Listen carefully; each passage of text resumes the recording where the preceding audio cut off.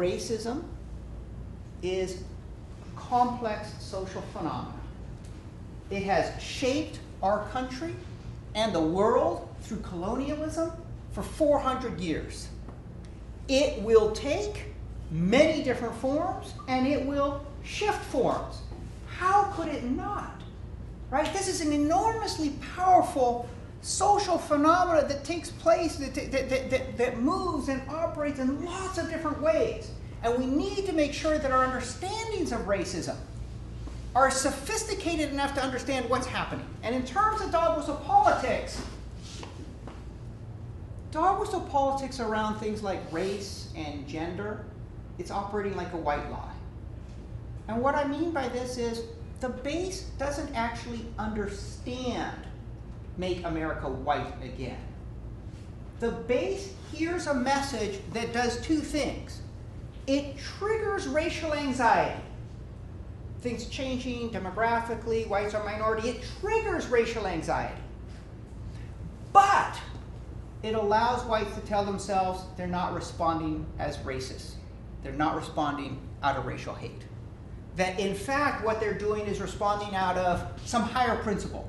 States' rights, right? Federal-state relations, or patriotism. Right? Think about Donald Trump. When Donald Trump says, I didn't say race, I said patriotism.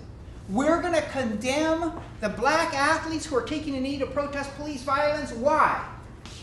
For most people, it's out of racial anxiety. But Trump gives them an excuse to believe that they're criticizing, they're uncomfortable with Colin Kaepernick because they're true patriots. Right?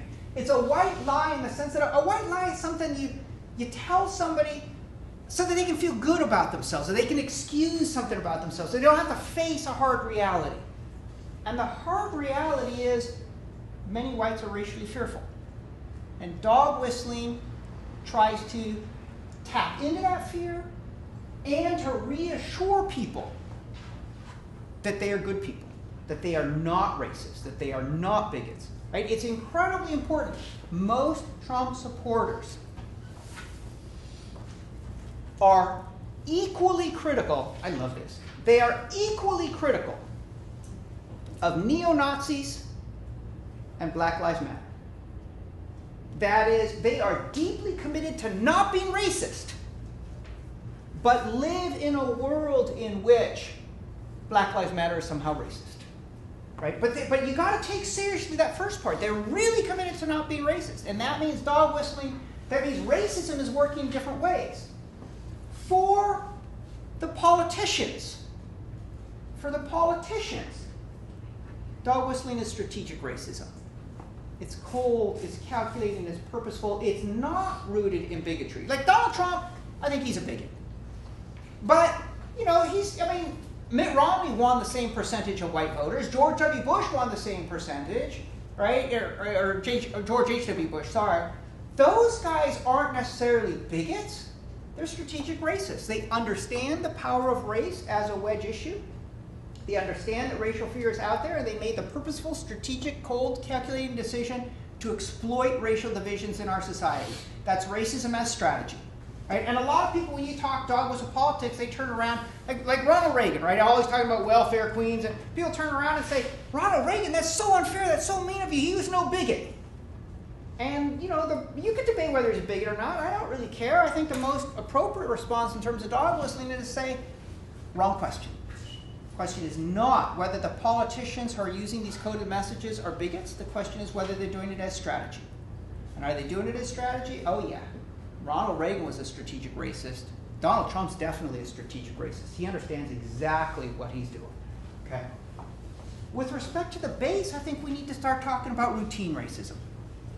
And the idea of routine racism is that it is pervasive in our society. And I'm using the phrase routine. It picks up several different elements. Picks up the idea that it's cultural, it's part of our media, it's part of our educational system, it's part of the lore that we learn when we're growing up. It picks up the idea that it's environmental, it's built into our society. You think about wealthy suburbs, you think about inner cities, you think about elite colleges, you think about community colleges. All of that is suffused with race, and it's teaching racial lessons all the time. It's very often unconscious, right? People operate in terms of a worldview that is, if you're raised in the United States or spent any length of time here, you are operating in a worldview that is deeply suffused with race. And the only way that you've managed it, if you have, is consciously and purposefully by studying, by reading, by talking, and by actively trying to control all of the unconscious racial lessons that you've absorbed from culture and from the environment. This is the base. They are deeply, especially the white base, but also this is a lot of Latinos, this is some segment of the African American population, this is partly happening with Asian Americans. If you are spending any length of time in the United States, you have an underlying racial terror that's coursing through your nightmares. Because that is the culture we live in. Be afraid, be very, very afraid. They are thugs, they are super predators, they are illegal aliens. You know, Trump's like running around saying, MS-13, Salvadoran gang, guns are too good for them, they like to use knives just so people really feel the pain. He's saying crazy shit like that. Right? Or terrorists, they're around the corner. Be afraid. That's coursing through everybody. Right? And certainly coursing through many white voters. At the same time, they do not think that they are racist. And they think it's important not to be racist. And in this sense, this provides something of an opening. Okay? So these are the conceptions of racism we need.